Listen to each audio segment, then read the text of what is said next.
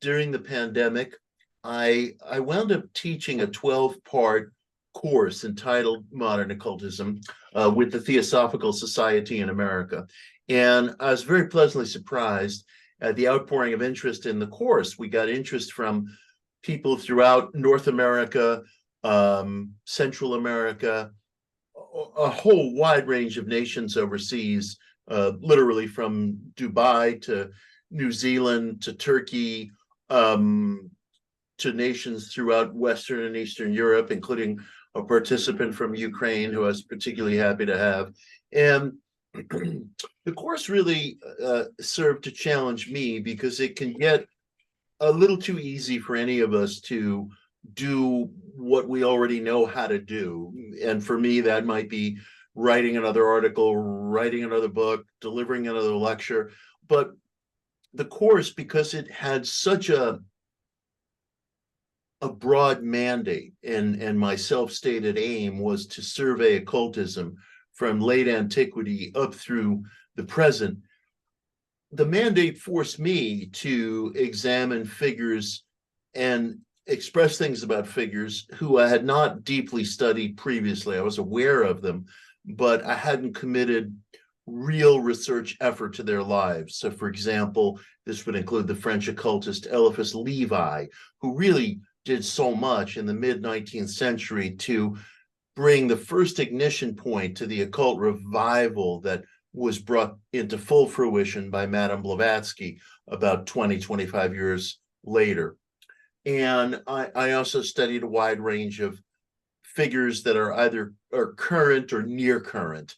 That might include people like Anton LaVey and Michael Aquino, and groups like the Process Church and the Temple of Psychic Youth, practitioners of chaos magic, ceremonial magic, figures who are not necessarily recent to our era, but have done so much to impact it, like the artist Austin Osman Spare, or the teacher who grew out of the Theosophical movement, Alice Bailey, a whole range of 20th century figures whom I knew of, but hadn't really considered on a scholarly level. And of course, casting my gaze backwards to late antiquity was also very demanding. And I made that decision very specifically because so much of what composes our conception today of occult and esoteric spirituality grows out of the generations immediately following the death of Cleopatra, the death of Christ, because that was an era in Western life when people really began to write things down in more of a wholesale way. Only fragments of these writings have come down to us, but for example, in the city of Alexandria, following the reign of Cleopatra, you had a cohort of Greek Egyptian scribes who spoke and composed in the Greek language, and they started writing down elements of esoteric ancient Egyptian philosophy. And they would affix the name of Hermes, or Hermes Trismegistus, to their manuscript. Hermes, of course, being the name of the Hellenic god of intellect and writing. Hermes Trismegistus being a Greek term, thrice greatest Hermes, 3 times greatest Hermes, that Greek sages and scholars applied to Egypt's god of writing and intellect, Thoth, who they saw as 3 times greater their own Hermes, or the figure who later became Mercury as time marched on.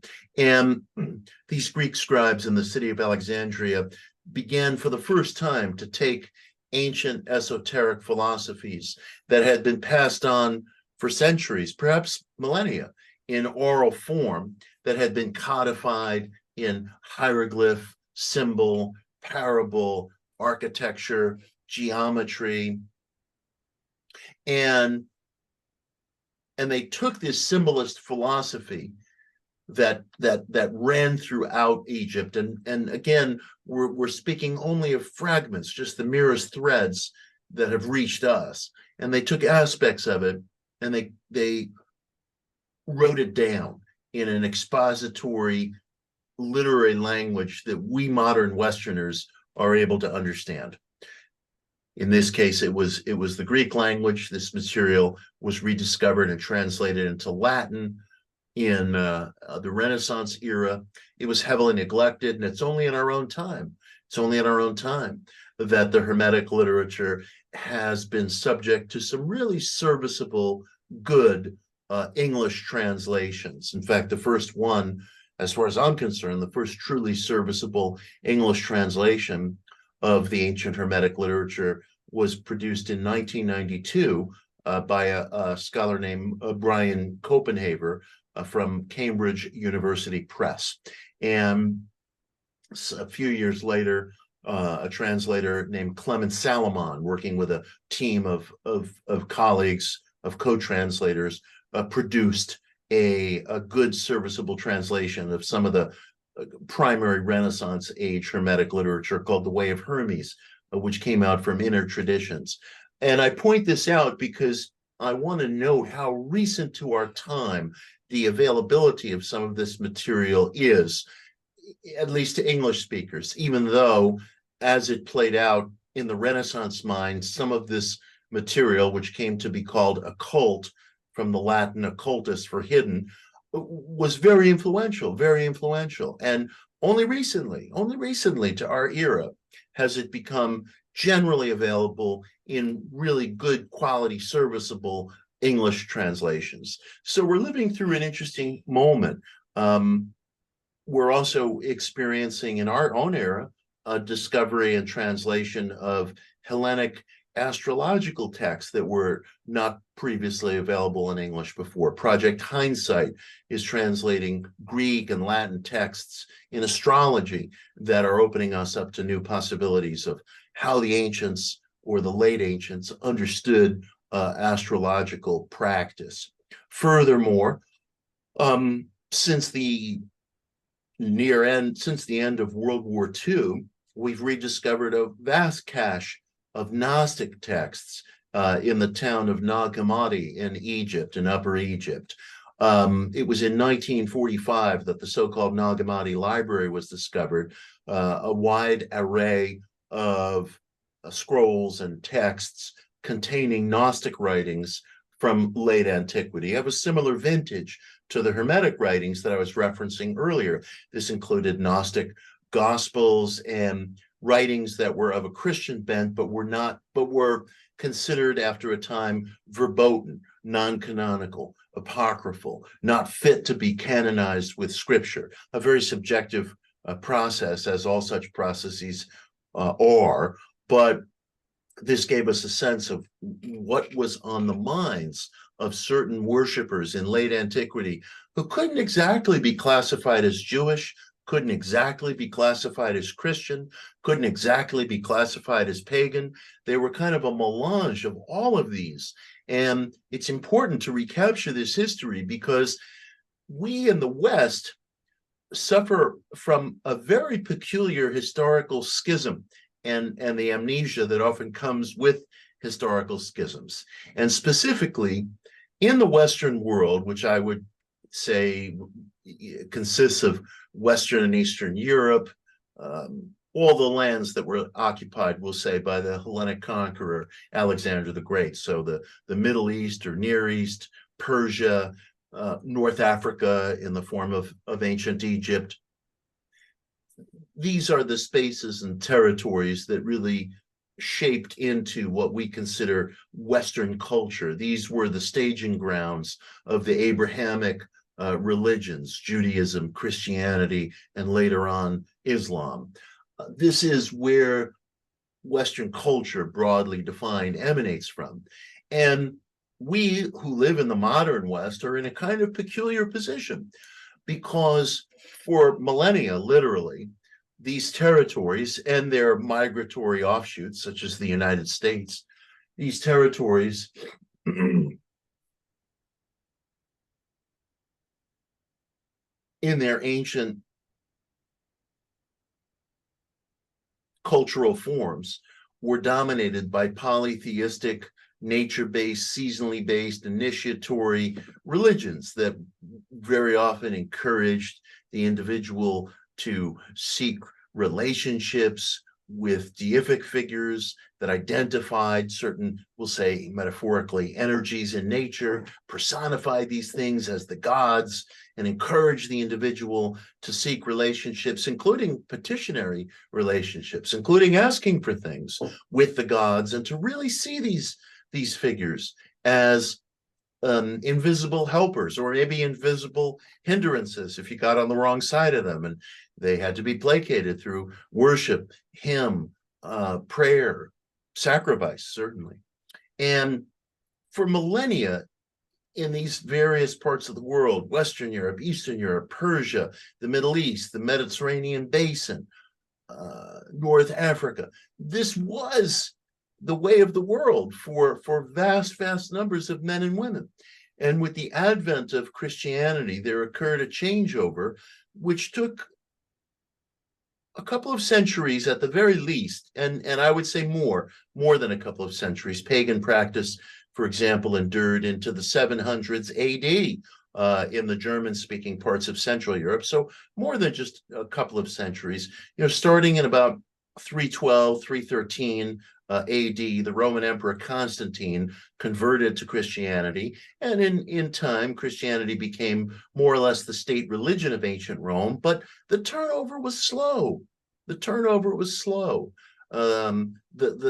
word pagan itself, a word I don't really like using because it has a slightly negative connotation. A pagan was considered somebody who was a kind of a country bumpkin, a backwater villager to whom the good news of Christianity arrived belatedly and was still steeped in the old ways. So even the term pagan itself suggests that this changeover, this schism I'm describing, took a great deal of time. Even the Emperor Constantine himself, although he was ostensibly a Christian, he continued a practice of the worship of Sol Invictus, or the sun god in ancient Rome. In fact, pilgrims on the steps of St. Peter's Basilica until probably the mid-400s continued to engage in genuflections to the sun, worshiping of the sun on the steps of St. Peter's Basilica as it rose over the horizon line, until a bishop said, look, folks, we don't really do this anymore. But it gives you an idea that these changeovers, they're slow, they're messy. So the Gnostic writings I'm referencing are works, I think, of genius on their own terms, but they're also representative historically of the fact that it wasn't so easy. It wasn't so easy in late antiquity to say, I'm this, I'm that. It was a melange. It was a mixture of things. Depends where you lived. Depends who your local gods were. It depends whether Christianity personally spoke to you. There were all kinds of different factors at play. And it's interesting because here in the 21st century, we're I would say we're rediscovering Hermeticism through these initial really quality English translations. Hard to believe that Hermetic literature has not received better translations over the years in English. We're rediscovering Hellenic astrological texts. We're rediscovering, since the end of World War II, not very long ago, Gnostic texts that we didn't know existed. And lo and behold, here we are, steeped in the midst of this very public hearing over the UFO UAP question as well. And that adds a fascinating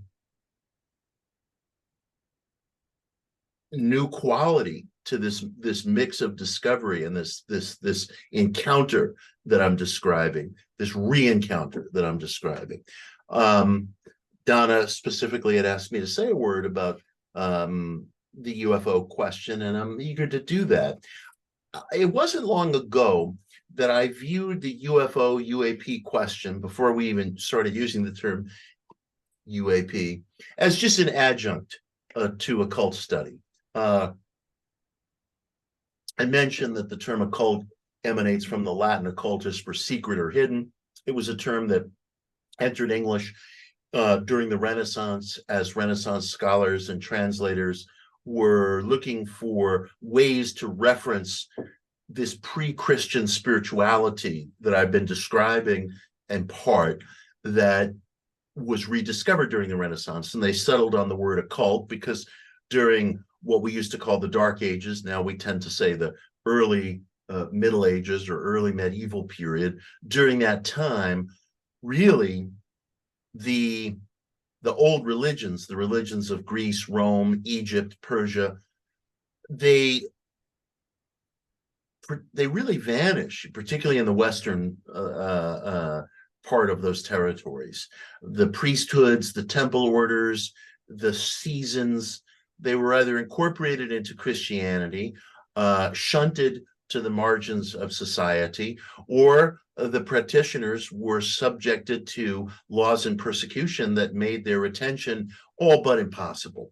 So what we used to call the Dark Ages really did usher in a period in which we grew historically amnesiac, forgetful, broken with our past as a people, as a Western people. And so it's not an exaggeration to say that this material that was being rediscovered was in fact occult, hidden, unknown, and it reached us only in fragments. And I saw the UFO question as it's reached us in modern times as a fascinating question on its own terms, but not exactly related to occultism, which was my neighborhood. And I've come to revise that point of view, especially since around 2017, thanks to the extraordinary reportage in the New York Times by Leslie Kean, Ralph Blumenthal, and Helene Cooper, brought the UFO question onto the front page, literally, of American newspapers, brought the news to people that, in fact, rather than ceasing its study of UFOs since the end of Project Blue Book in the 1960s, the Department of Defense had a kind of below-the-line clandestine UFO study program that had been going on for years and years. And in fact, this program had been gathering reportage of UFO sightings from people in military and military contracting positions who were presumably well-trained to know the difference between swamp gas and an unidentified flying object. And prior to the report that emerged through the efforts of these journalists, prior to that report, there had been a robust reportage of UFO sightings and documentary evidence on radar, cockpit video, high-def video. Afterwards, that uptick has increased because some of the stigma, I suppose, of filing a report has slackened a little bit. And of course, once an idea is introduced into the public mind for reasons that remain mysterious, it tends to go viral.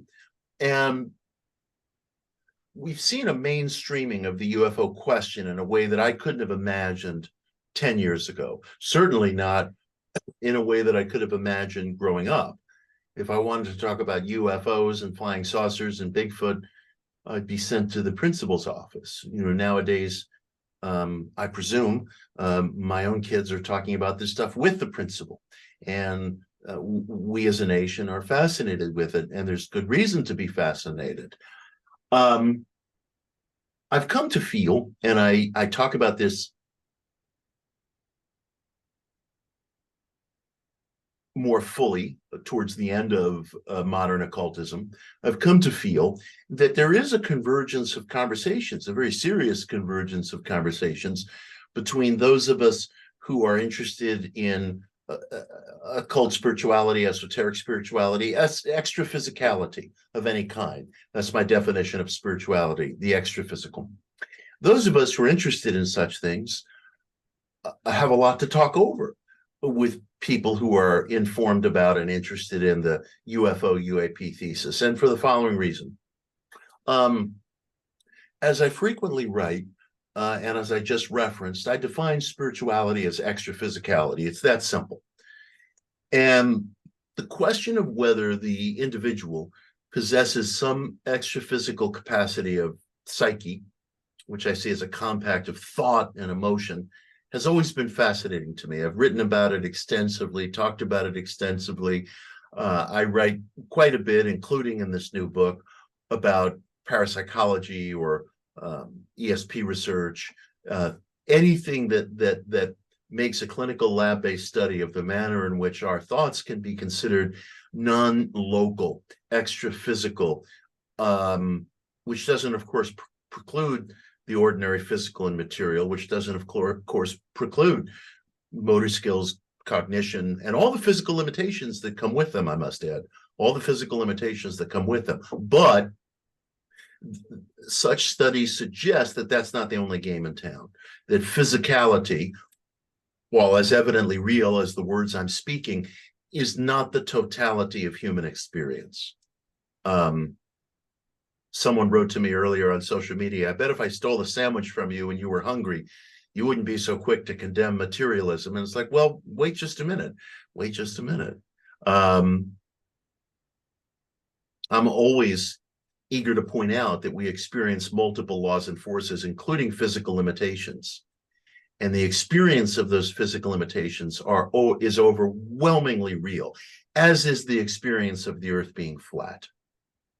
Overwhelmingly real. If I speak in terms of a horizon line, we're all seeing the same thing in our mind's eye, a straight line. And there's no reason to doubt there's anything beyond it, but for the fact that we know there is.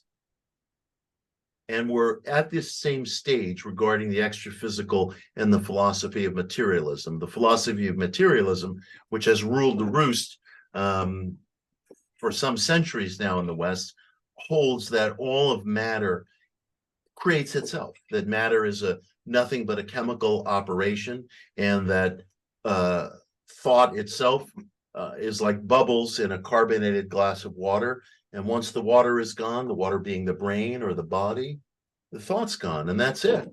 And that's the only game in town, flesh and bone, motor skill and cognition.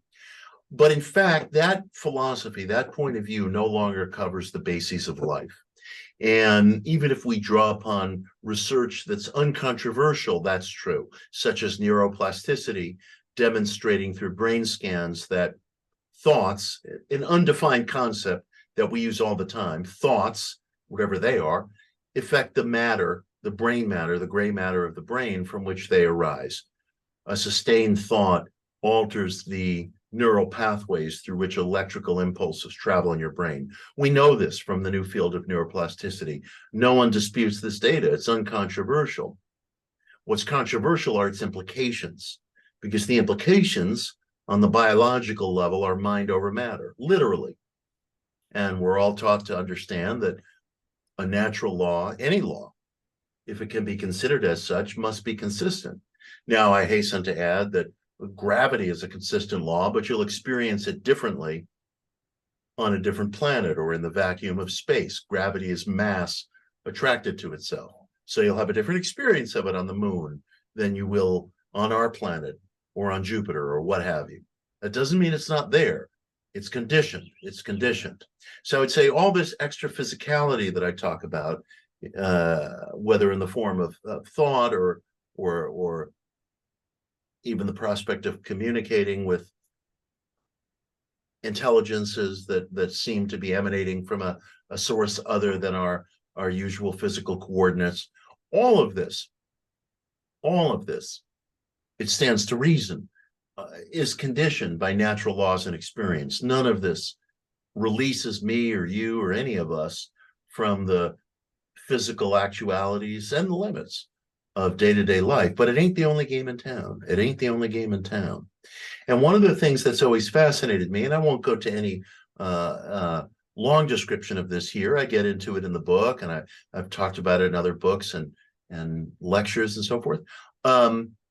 The material that's emerged from now nearly a century of quantum physics experiments dictates as an almost logical necessity that an infinitude of events are occurring at once, at least on the particle scale. And remember what I said about all natural laws being consistent, but also being conditioned. That doesn't mean that they're not universal. They're just conditioned. Right now, we as a human community are able on the particle scale to detect the fact that an infinitude of things are occurring at once until the observer or an automatized device like a photometer takes a measurement.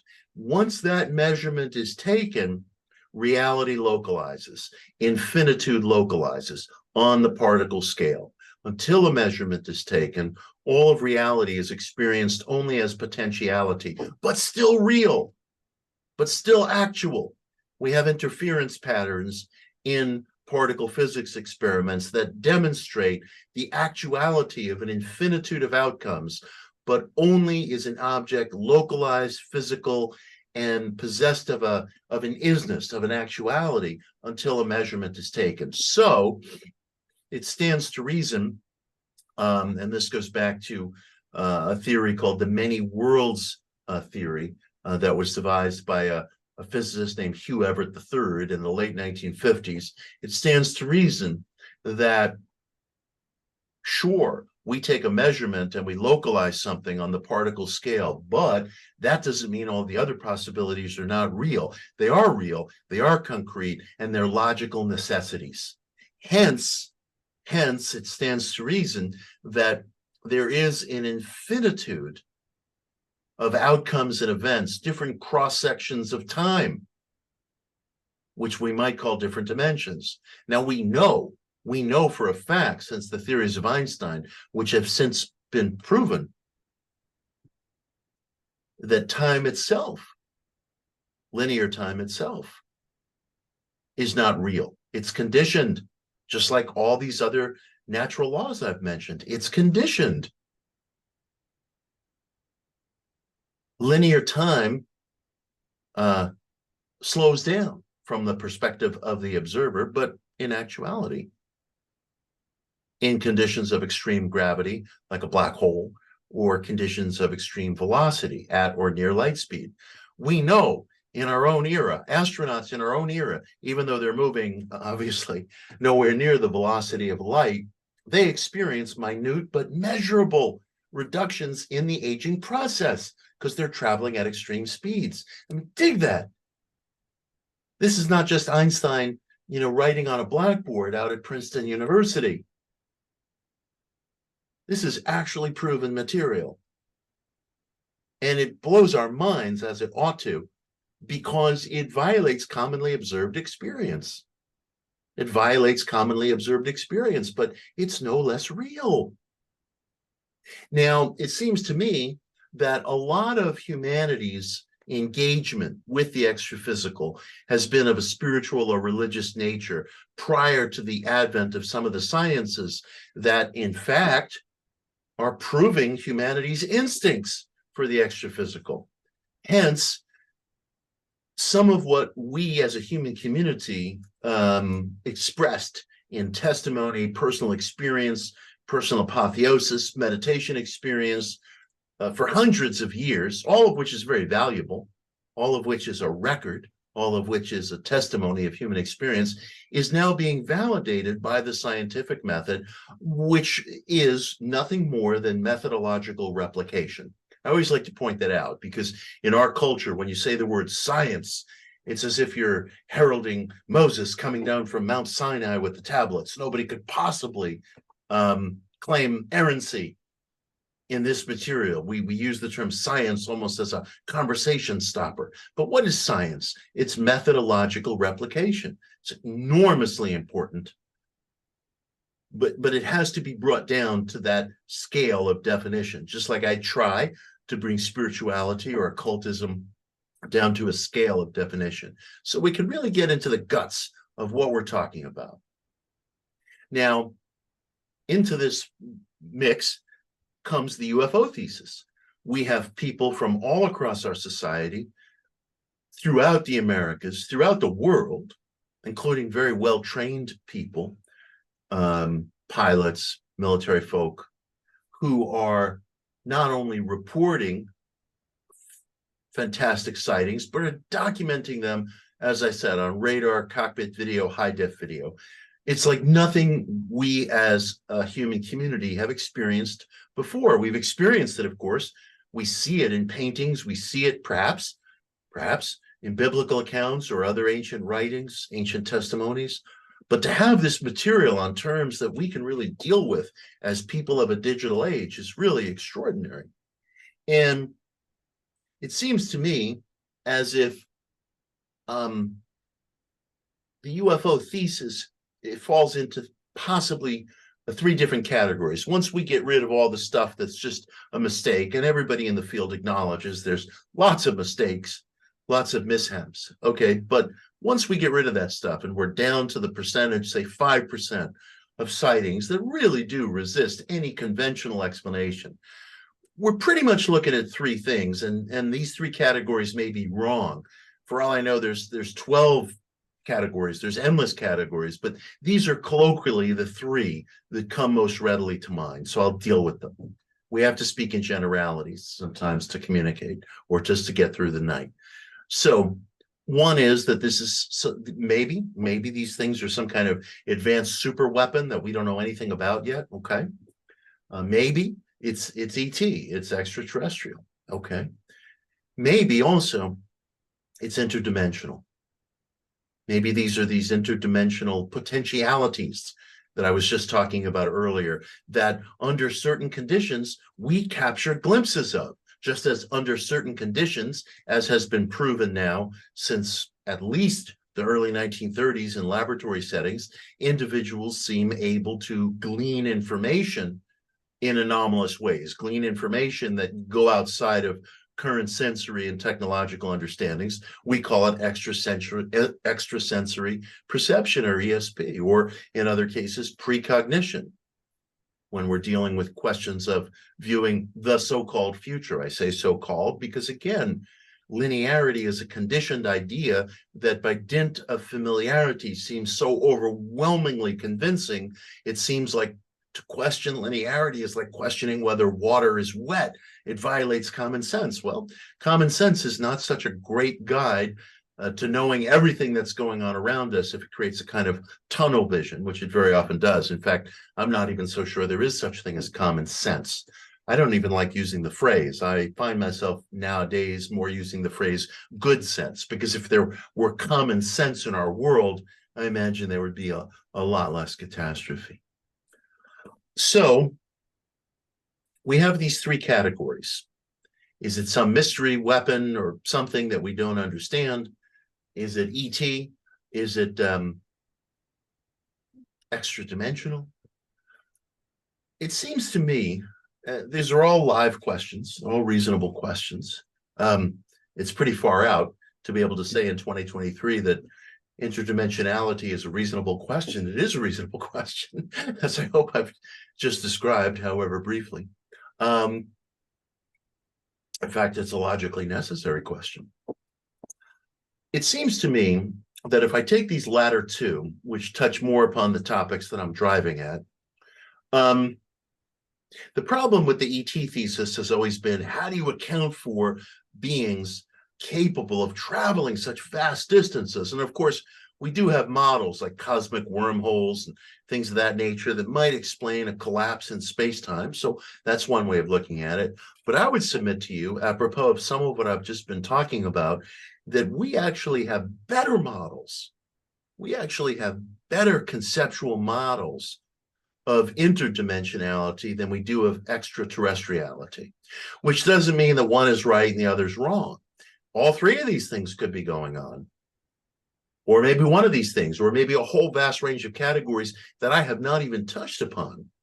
But if I'm describing spirituality as extraphysicality, and if I further go the distance of describing extraphysicality as encountering perhaps events, intelligences that exist within other intersections of time, this is one of the reasons why string theory came into a certain vogue within the scientific community. Within string theory, it's held that all of reality exists on these undulating bands of strings. So when fantastical things occur, It may be that they're altogether real, but they are the after effect or a ripple effect, so to speak, of stuff that's going on at another location on one of these undulating bands of strings that we can't see necessarily unless we're measuring with extremely fine instrumentation, such as occurs in particle physics.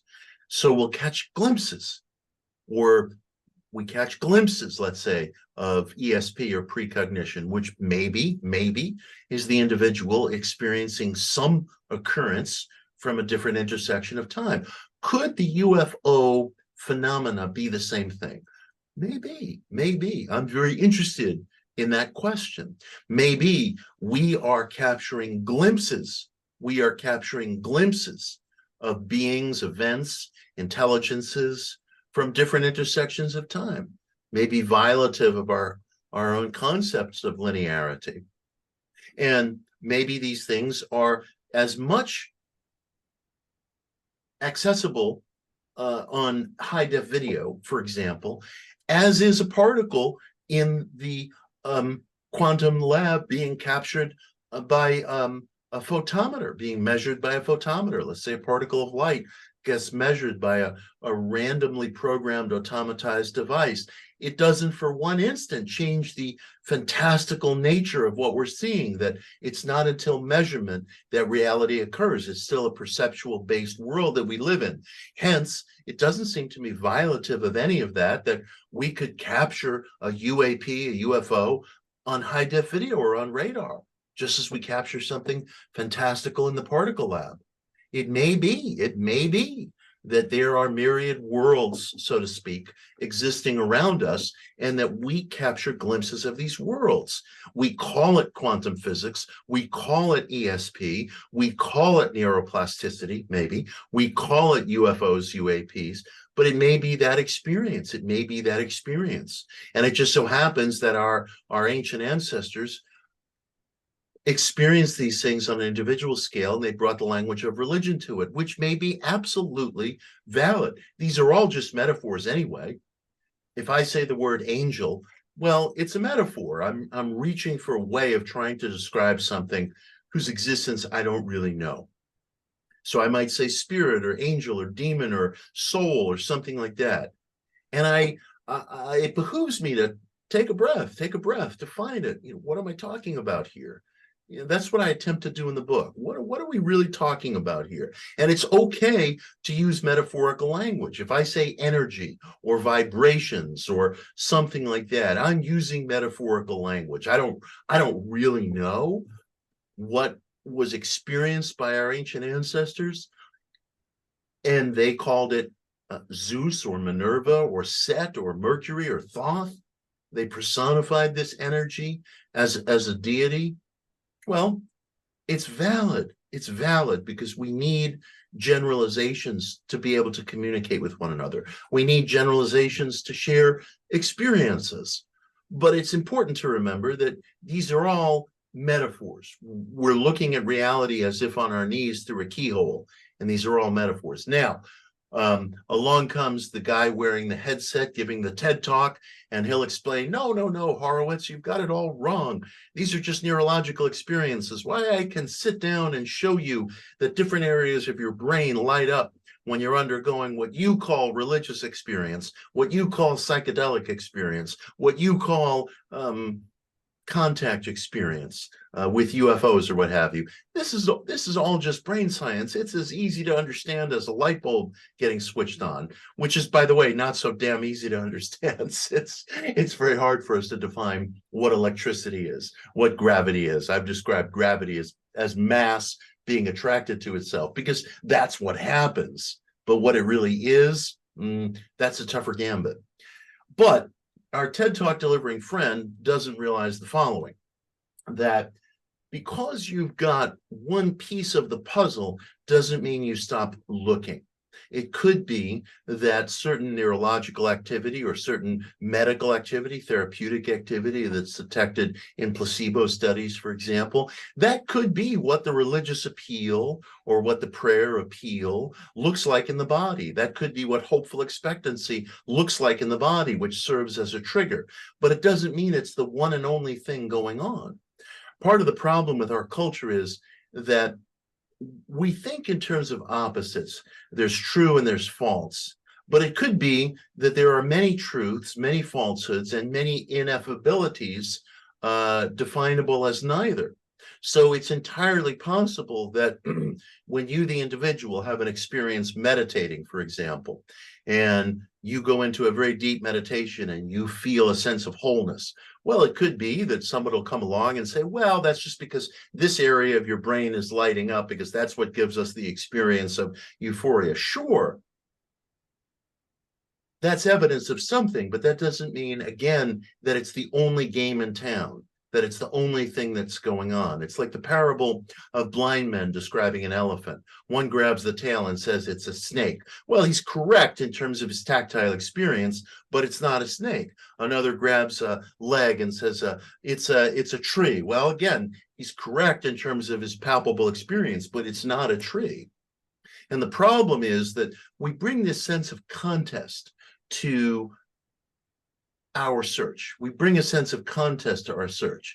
And we're sure that once we've gotten something that seems to be and may demonstrably be a piece of the truth, game over. That's it. We almost search in this preferential way where we look to locate exactly what we're after. We look to locate what will make us feel safe. We look to locate what seems familiarly reassuring. So somebody like me, who has obvious sympathies in the direction of the extra-physical, might get overly happy with saying, you know, wow, all this UFO stuff, it's interdimensional. It's just like what the ancients experienced, but they called it gods or angels.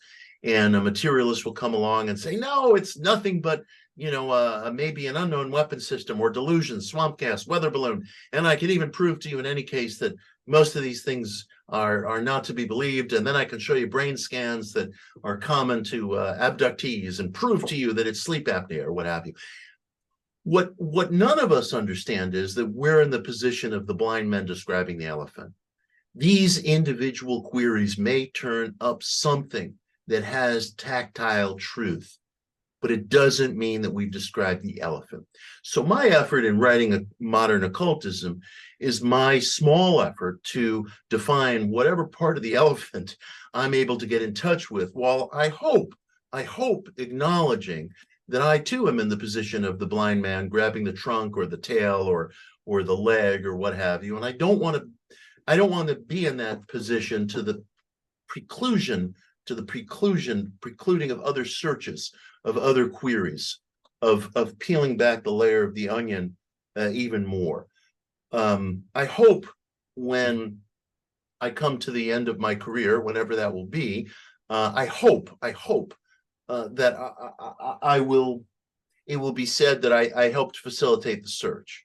I don't want it to be said that I argued polemically for one point of view or another point of view, although I'm sure I'm guilty of doing that. We all are. It's just human nature. I'd like it to be said that I documented some unseen corners of culture and spirituality and experience. That's a good thing to have done. But I'd like to be said that I helped facilitate the search. So I want us all to search together, report our experiences, and exclude none. And that's my wish in writing modern occultism. Some of my books are written along more practical terms. Some are written along more historical terms. This is written along more historical terms. But in searching through history, I hope there's a practical exercise. And I hope that practical exercise, among other things, is in the form of deepening the question of the individual, myself included. So with that, I'd like to turn things over to you all who are assembled tonight and see whether you have any questions. I'd be happy to engage anything that's on your mind. And thanks very much for the opportunity to discuss this book. It means a lot to me, and I'm grateful that you all are engaged with it.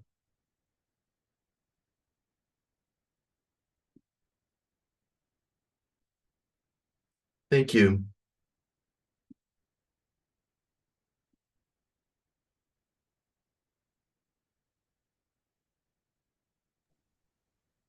You good there? All right. Where's the mic? Mike's on the computer right there. I can hear you. Yeah. Hey. Thank you so much. That was great. My name's Sam. Hi, Sam. Really enjoyed reading your stuff and listening to you talk right now. When you talked about Michael Aquino and the Process Church, I was like, oh my God, Maury Terry, the ultimate evil. Yeah. Ultimately, he sort of chased his own tail, but it was like so interesting. Yeah. But anyway, my question is, I'm a big fan of Humanoids and Oddities. The work of Albert Rosales, who's put out all those humanoid encounter books. Mhm. Mothman in West Virginia, Mothman at the Chicago airport, etc.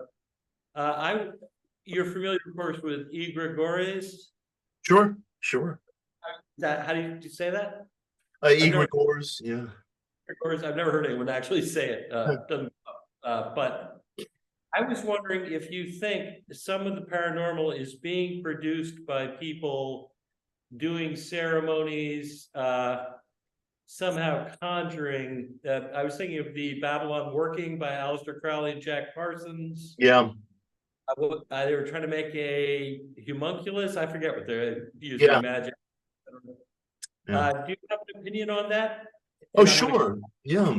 It's a fascinating question. Egregores, the egregore is a concept from Hellenic spirituality, but it runs into many traditions. There are different names in Tibetan Buddhism. Sometimes the term tulpa will be used. Sometimes thought form will be used, more recent to our own era. The idea is, can the individual project a kind of physical thought form that might resemble any number of things, including an institution itself? There's a wonderful Catholic scholar who's now deceased, Valentin Tomberg, brilliant esoteric thinker, and he made the statement that every religious organization, in fact, is a kind of egregore, that believers, seekers get together and they create an institution, and we call the institution a religion, a church, what have you. And Tomberg made the statement that, look, you know, the search is very real, and the needs that it expresses are very real and positive, but seekers are apt to create their own egregores everywhere, and those things may be institutions. And what Sam was suggesting, I think, is the individual might be creating these things, or groups of individuals, through their own ceremonies or worship or just their outlook. The Babylon Working is a magical is a ritual, a ceremonial ritual that the British magician Aleister Crowley devised, and it was later used by his American disciple Jack Parsons, brilliant rocket engineer who lived and died and worked in the mid 20th century. And Jack, who lived in Pasadena, was interested in using this Babylon Working to bring forth to him a female partner who could be the host mother of a kind of moon child, a messianic figure about whom Crowley had written. And Jack dedicated himself strenuously and at some degree of personal risk to this Babylon Working.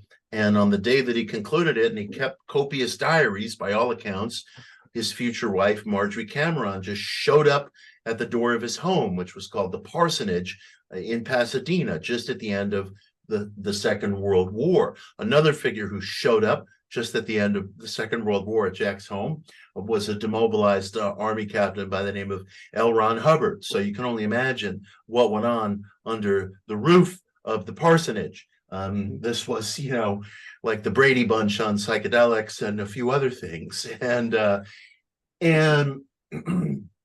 lot of people have raised the question, which I examine in the book, whether Jack's ritual, the Babylon Working, had it summoned Marjorie Cameron, had it summoned other beings, had it summoned other epochs. Some people have theorized that Jack's magical work cracked open the door to the rebirth of modern witchcraft, which started to play out a few years after Jack's death in the late 1940s. And this was something that Jack had foreseen and spoken of himself. So it's a fascinating question. And it traverses many different spiritual traditions. And one of the things that most interests me is whether this process, if it's real, could grow out of just simple perception, just expectation, just the individual's perceptions of the world. I don't think that most UFO witnesses or contact experiencers, for example, were necessarily walking around saying, gee, I'd like to see a flying saucer, but there may have been some perceptual quality to what the individual was after, or some sensitivity. It's really hard to say. One of my heroes is the parapsychologist J.B. Rhine, and J.B., starting in the early 1930s, performed rigorous experiments with people who seemed to have a penchant for what we call ESP. And JB was very conservative. He didn't like to extrapolate beyond the statistical evidence.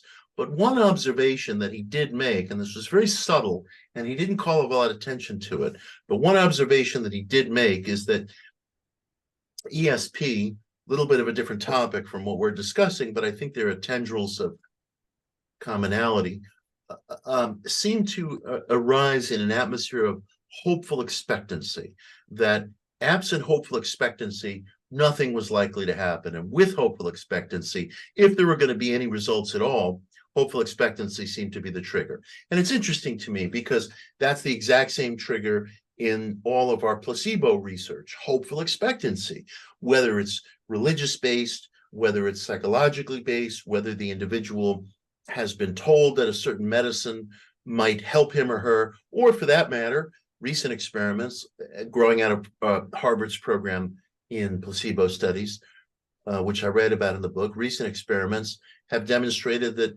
even if individuals are administered a placebo transparently, there's no deception at all. There's no sleight of hand, no sugar pills. They're transparently given a placebo. The benefits, the long-standing therapeutic benefits are there, which may grow out of the fact that we as a human community have warranted belief in these things. We have warranted belief in these things. So it could be that something less dramatic than a magical ritual can produce extraordinary things, just hopeful expectancy itself. So that's one of the areas that I've been working with in terms of my own personal search. And that was something that Jack Parsons was interested in towards the end of his life. Is it possible that if we as seekers have a warranted belief, a grounded belief in the extra-physical, and I think that that's a very realistic belief to hold, a very practical belief to hold, if we possess that, maybe that's enough. Maybe that facilitates the process. Maybe we don't need all the prayer and the liturgy and the ceremony. It's just an idea, but that's something that I've been thinking about recently. Anybody else? Hey. Just dove right into my question. So I have been a hypnotherapist for 25 years, and I was listening to you on Engaging the Phenomenon the other day. And between neuroplasticity, thought changes matter, mind over matter, the one thing that I've seen that is the catalyst for change is believability. And what is believability in magic is the ceremony. And you said it perfectly, magic simplified. And I damn near drove off the road trying to write it down. Can you talk a little bit more? Because that's what I see in my experience and in my mind, that the ceremony becomes the believability. And I mean, hypnosis is a suspension of disbelief. So suspend their own disbelief, the catalyst for change goes skyrocketing. And when you were talking about that magic simplified and ceremony becomes the believability, I just want to hear more. Yeah. The whole thing is fascinating. I mean, I think that there may be different methods that get different individuals into that expansive space of possibility, flexible thinking, suspension of meaningful suspension of disbelief. I mean, obviously, I'm not going to go, walking into the East River tonight because I believe I'll be fine, but a reasonable suspension of disbelief. Not something delusive or ruinous, but something that's really informed by experience. It's so fascinating. Some people have a taste for different things, it seems to me. Some people have asked me why I spend so much time learning about, researching, communicating about laboratory-based ESP studies, parapsychology. It's not to everybody's taste. My friend and colleague, Jeff Kripal, who's the former chair of religious studies at Rice University. Some of you are probably familiar with Jeff Kripal's books. Jeff has made a very good argument to me that you'll find better and more fascinating evidence of the extraphysical out in the field than you will in the lab. Jeff said to me jokingly at one point, you need to spend less time in the German lab and more time in the Irish woods. And I know he's right, and I respect his criticism, very lovingly offered, and it's helpful. At the same time, I have, although this may seem contradictory to some people who haven't read my stuff, I have a very analytic mind, I have a very logical mind, and I don't necessarily celebrate that. It can be a barrier. It can be a barrier to this creative suspension of belief that you, Sandy, were making reference to. And William James used to talk about this himself. James in the late 19th, early 20th century was very interested in experimenting with mind power metaphysics, things that we today might call new thought. And James said, there's some factor in me that seems unable to let the door just fly off its hinges and allow experience to come rushing in. And I'm the same way. Maybe one of the things that attracted me to these subjects. At the same time, we all also find workarounds for things that could be potential weaknesses. So one of my workarounds, for example, is I do really get into clinical studies of the paranormal, particularly parapsychology, ESP, increasingly reincarnation studies, because I believe that this stuff can sustain a suspension of these certainties that you were talking about, suspension of these kind of so-called commonsensical certainties that dictates to me exactly how life is supposed to be. Now, for another person, that suspension occurs through magic and ceremony, and sometimes through very heavily structured liturgical ceremony, such as you might find in the work of Aleister Crowley, or that you might find, for example, within the traditional mainstream or Orthodox Judaism that I grew up in. Boy, if you like ceremony, Judaism's the place for you. And I moved away from that at a certain point, and I might have at this stage of my search today, I might have a certain resistance to ceremony, maybe even an impatience with ceremony. Not a strength, but that's just how I am. So I try to find workarounds. Whereas another person, for example, might really groove to ceremony. Ceremony might prove very helpful for him or her. I'm sure in your practice, you found that some people are more sensitive to hypnosis, others less sensitive, maybe a wide range of reasons for that. Of course, the individual has to want to be there, just like in a recovery group. No 12-step program is going to work for somebody who doesn't really want to be there. He or she, whatever the road has been, however hard the road has been, has to want to be there. So I groove to whatever works for the individual. And my question is there a way of accommodating the individual, myself or somebody else, where he or she lives? One of the principles of magic, for example, ritual magic, ceremonial magic, is that you're supposed to do the ceremony, whatever it is, let's say it's a sigil, and forget all about it. Get out all your passion, come into that sense of verisimilitude within the ceremony, and then forget it. That's really difficult for me because my mind tends to be obsessive. And it doesn't matter if some of my friends or colleagues on the path say to me, Mitch, you're too obsessive. Relax. Well, I can't relax, you know. But my question is, does that mean that the royal road of truth is closed to me? Well, I hope not. My question is, can I accommodate that quality in myself by saying, well, maybe there are operations that don't depend upon forgetting about the desired thing. Maybe there are operations. There's one that I use sometimes. I call it the 10-day miracle challenge, where you're focused on something for 10 days with a totality. That for me is simpler sometimes than the act of creative forgetting. So I want people to be able to avail themselves of things that are going to make the experience simpler. So if that's hypnosis, bravo.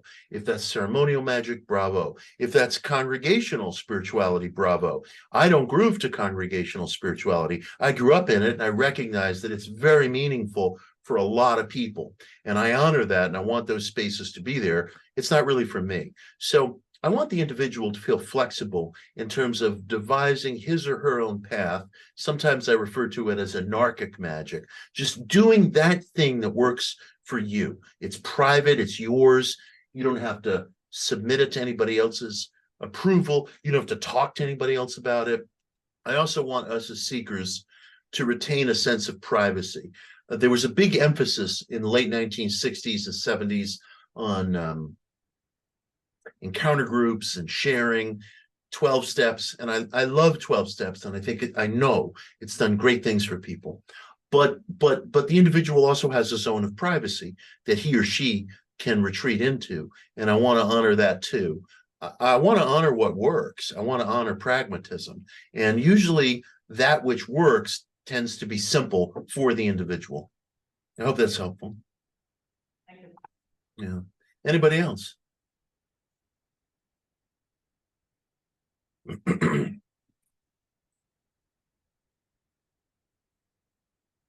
There, Mitch. How you doing? It's Rob. I'm Sam's brother. We fight for the same time. I thought there was a resemblance. Okay. I got my daughter here too, and she's the quiet one. So hopefully you'll get to speak to her some other time. Cool. But I loved your book. It was great. I haven't read it all or understood any of it. But Second read. I can read. So, but I really liked a lot of it. But I wanted to talk briefly and just get your thoughts about the quantum measurement problem. Mhm. The reason I'm talking to you about this or highlighting it is very personal. I'm in education. I'm an educational researcher. And for many years, I have tried to undo the standardized test system because I think other ways of measuring students and their learning are much more powerful. Mhm. So, I think the SAT is a lovely thing, but maybe it just, measures on a bell curve brain processing speed, rather than what I'm interested in, what you're interested in, is the meaning that each of the students make when they learn, and how would they do that.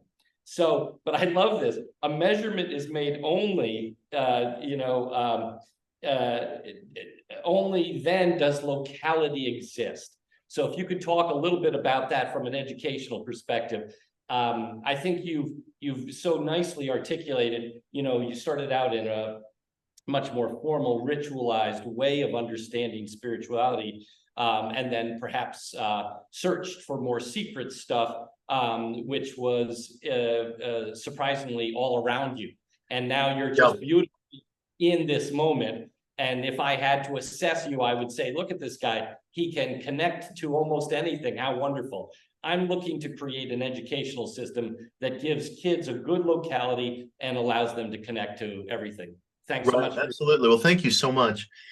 As far as the quantum measurement problem is concerned, of course, my definition would be considered controversial by some physicists, mathematicians, skeptics, social critics. I think it was what's his name? The cognitive psychologist Steven Pinker at Harvard said once, he wrote to call Horowitz's conception of physics poetry for physics is to do a disservice to poetry. So, well, thank you very much, Professor. But I think I think my description is fair, and I think it's defensible, and I think that it actually squares with where much of the field is today. The basics are, and I'm really just compressing this. I mean, look, for some physicists and for some mathematicians, they object to my description because their outlook is, look, this so-called wave state that particles are in until someone takes a measurement, they calculate a probability, and so they are useful in concrete terms, and that is absolutely true. Absolutely true. They calculate a probability. How they do and why they do is actually extremely mysterious. It's bizarre. It's almost like, well, electricity works, gravity works, and that's it, folks. Let's just be pragmatists and not dig too deeply as to why any of this is, or it gets really weird. Well, I like to dig a little bit more deeply than the probability model, which is factual. Absolutely. The truth is, and this has been talked about within physics since the 30s, the founders of quantum physics were themselves all perceptualists. They believed that there was a perceptual quality to reality in the most concrete sense. And these were world-class scientists who gave us the world that we live in today. People like Erwin Schrödinger, Heisenberg, Max Planck. The simple fact is, when subatomic particles are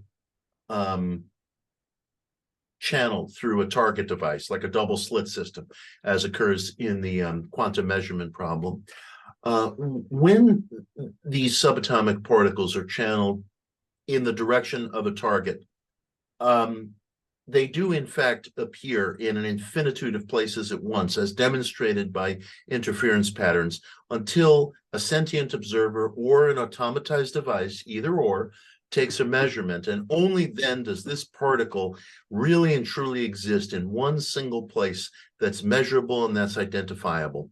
This is at the heart of the thought experiment called Schrödinger's cat, which I'll put in the briefest of terms, where Schrödinger said, if you take a cat and you put a device around its neck that has a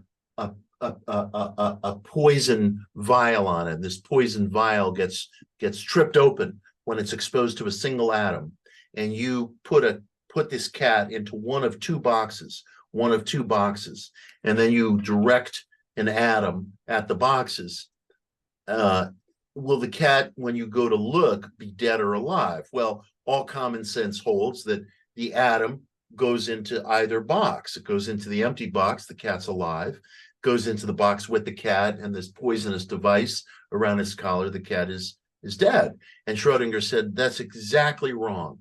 It's exactly wrong, because particle mechanics tells us that at one point, until you, the observer, went to check on the cat, at one point, that atom was in both boxes. It was in a wave state. It was only a probability, but real, but actual, but not there in a physical way that we can experience until we take a measurement and go and check. So he said, you had to allow for the fact that there's a dead alive cat. It violates all common sense. It violates all commonly observed experience, and it's a rational necessity. Now, the question is, can we as a human community extrapolate from these laws that we see on the particle scale into our above ground macro scale? Again, I mean, we're so at the beginning of this question. I couldn't begin to arrive at an answer to that other than to say, first of all, these quantum experiments are occurring with larger and larger objects, such as hydrogen molecules, and this quantum effect is seen to be operative. So researchers are experimenting with larger objects, but we're still very much at what we would consider the particle level. And extrapolation can become a kind of Rorschach test. You know, the answer to that question is going to change based upon the expectations, the philosophy, the outlook, the perception of the individual. If you ask somebody of a materialist orientation, that person will say utter nonsense. If you ask me, I would probably say something about the fact that natural laws are consistent and universal, but they're conditioned.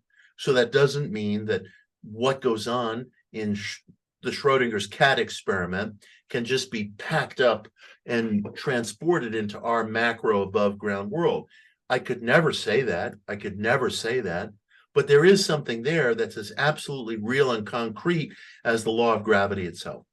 And I expect is as conditioned by surrounding and natural conditions as the law of gravity itself, or other natural laws. And by the way, there are natural laws that all the time stand in contradiction to one another. Nobody has found a bridge between quantum physics and Einstein's theories, and we accept that because both work,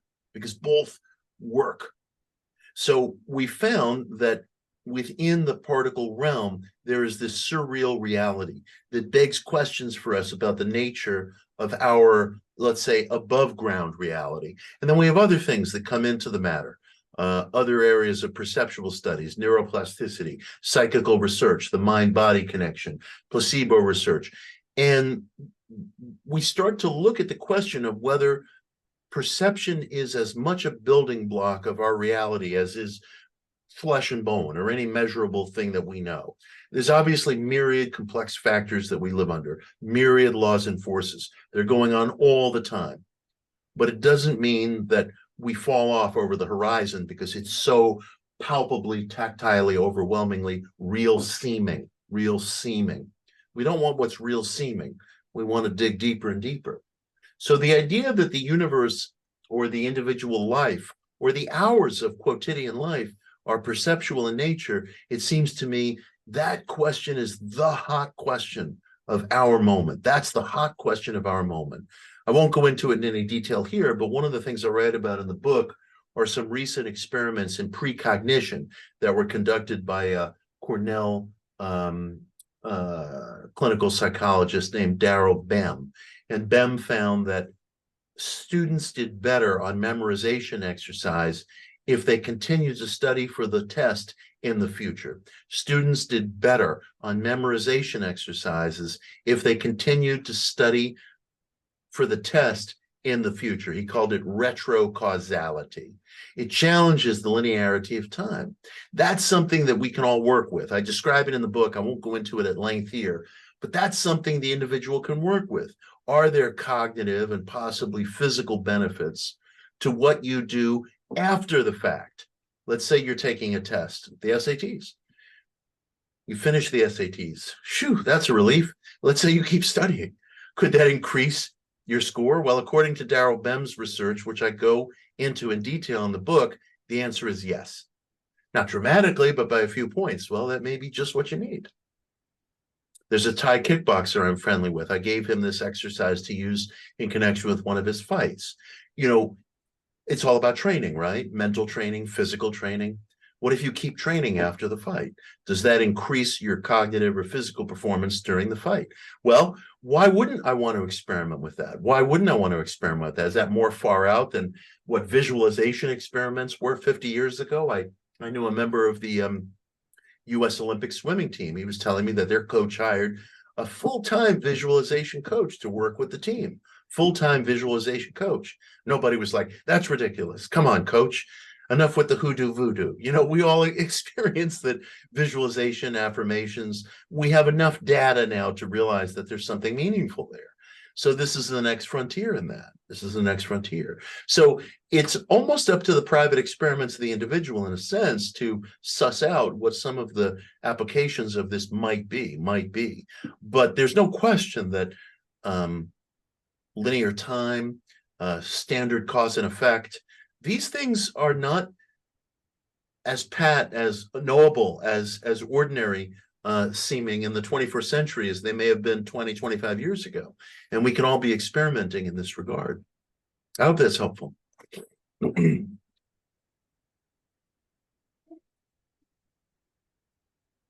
Anybody else? Hey. Hey, Mitch, thank you so much. Pleasure. Hi, Donna. I would love to spend the next 8 hours talking about Blavatsky. They're going to throw us out of here if I do that. But yeah. I do have one quick question. You talk in the book about the burnt over district. I'm fascinated by all that's come out of that area. And we were talking earlier tonight about the numerous reports of UFO encounters in that area as well. Any thoughts about what's going on in New York? Yeah, the burned over district, as many of you know, is a stretch of land in central New York State that was the springboard for everything that was novel and radical and religious life in America and other parts of the world throughout the first part of the 19th century. Birthplace of Mormonism, spiritualism, Seventh-day Adventism, suffragism, American variants of utopianism, the Shaker movement. And it's this beautiful bucolic farming district, and everybody's scratching their head wondering, what is it about this place that's giving birth to so many magical philosophies? There was a belief in the burned over district. It was a folk belief, but it later found expression in Joseph Smith's Book of Mormon. Joseph Smith grew up, of course, in the burned over district. There was a folk belief. Well, I suppose some people regard it as more than a folk belief. That there was an older primeval culture in the area that was older than the oldest Native American tribe. And as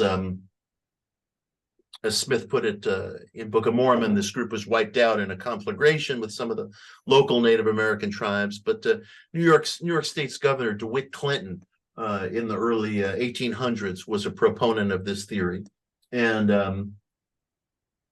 And what can I say? You know, it traversed the burned over district. It traversed the Hudson Valley. The area was just extraordinary in giving rise to so many different novel religious expressions. It changed the modern world, And a snaking stretch of land, probably about maybe 300 miles long, 20 miles wide, between Albany and Buffalo in New York. Why? And today, of course, in their area, in the Hudson Valley and in the Berkshires, a lot of UFO sightings.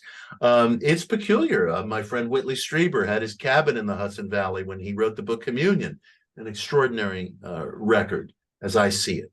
And it's really mysterious as to why these patches of land have these extraordinary impacts and effects. Speaking of Madame Blavatsky, before anybody around the world had much heard of or cared about California, the state of California, which wasn't the powerhouse back in her day that it is today, Madame Blavatsky foresaw in her book, The Secret Doctrine, published in 1888, that Southern California was going to be the birthplace of some new spiritual epoch and revolution. And sure enough, a generation plus later, California becomes the birthplace of the New Age and remains so. And everything that was unique and unusual in the burned over district sort of migrates to California. And I have lots of friends in Southern California, and we all ask ourselves, why is so much going on here? And sure, you could say, well, it's the climate, there's health benefits, it's the movie business, it's this, it's that, it's the other thing. But still, there's this ineffable question as to why certain bodies of land,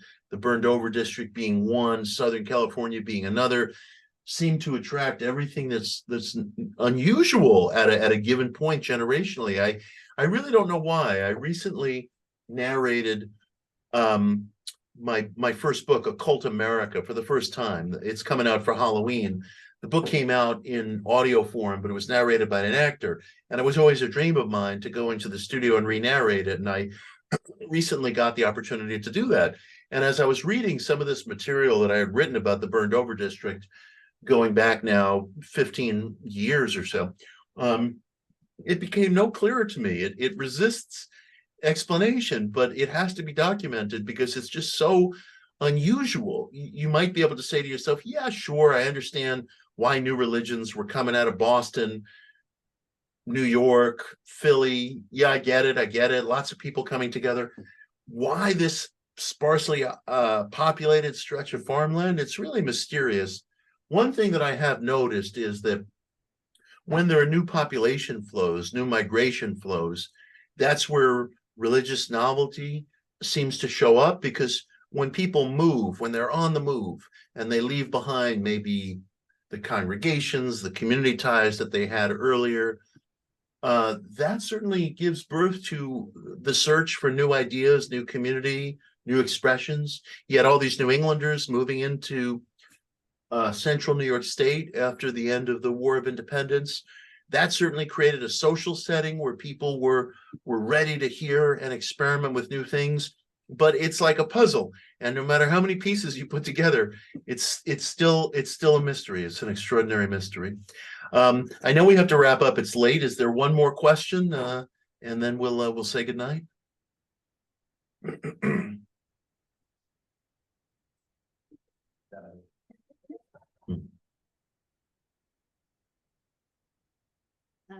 Hi, so Hey. I didn't read your book. I will probably once my dad finishes with it. But throughout the talk, I've kind of been thinking about the aspects of like Atlantis and how their city is technically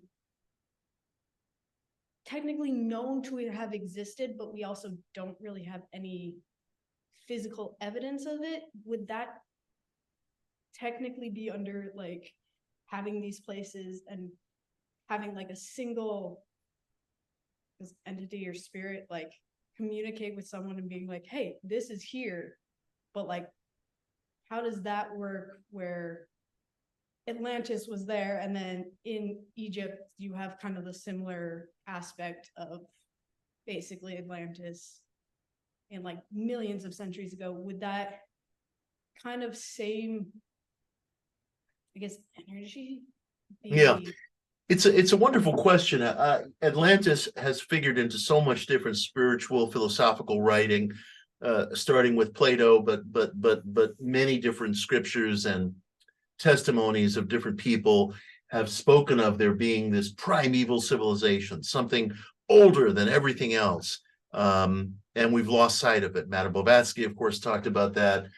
Many people have talked about it using different terms. Sometimes it's Atlantis, sometimes it's sometimes there's no name given. So anyway, to close on the note of Atlantis, I write about this actually towards the very end of the book, because these questions of primeval civilizations have become very hot questions again for us, nowadays. And it seems to me that there has been research done, just threads of research that, based on the possible presence of water erosion on the oldest portions of the Great Sphinx at Giza, would predate ancient Egyptian civilization. And I won't go into all this now. Obviously, it's controversial, but it's also neglected. And to neglect the controversial is to go through life with blinders on. We should be more open as a society to pure questioning, not to throw standards and weights and measures out the window, by no means. But with a scent trail of something, we should be prepared to follow up on it. And this is narrative research that pertains to the question of an unknown antiquity that hasn't been examined, largely for political reasons, sometimes emanating from academia, sometimes emanating from geopolitics. In this case, it's what might be called a perfect storm of both. So I do have a section about that towards the end of the book. And I think that my wish is that maybe with this age that we're living in, where the UFO question has become public, that will reverberate through other questions that were previously considered verboten or off the table, and we'll be able, as a human community, to re-engage with some remarkable questions that I think we've lost a generation of progress on. That's certainly part of my hope. And again, thank you all for being here tonight. Thanks for hanging with us through the little tech gaff there. I really enjoyed it. Thank you. Thank you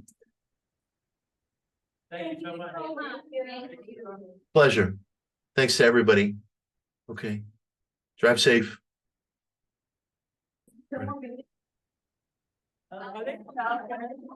Okay. Good night. Thank you all. I appreciate it. Let's stay in touch. Thank you, Don and Sandy. Thanks to everybody. Thank you. Have a good night. Thank you.